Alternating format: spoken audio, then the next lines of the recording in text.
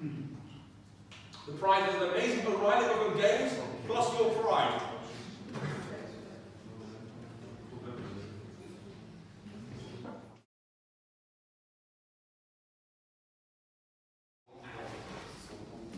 Okay, this is the kind of code that's written very quickly. Something like this. Clearly the sequence is not too hard.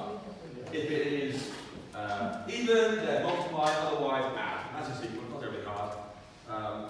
But what you'll hear immediately is we're counting up to 200. So 100 times we are multiplying our number times 2. You'll run out of respiration the average integer very, very quickly. It's going to max out. Then you think, okay, well this is fine, I know my script. I'm going to modify this thing so we have 2 UN64s. The biggest number we can kind of work with in the script. And that's not going to work either. Because that goes to 64, and we've got 100 here, so you're going to run out of space again. You might say, fine, let's go even bigger, let's go for a double. And run that back. And that will work.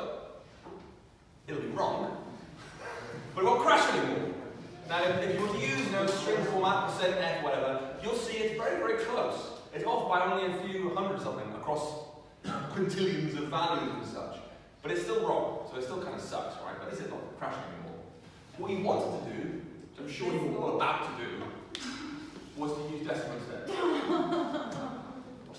Decimal is a wonderful type that comes from Vector C, which handles values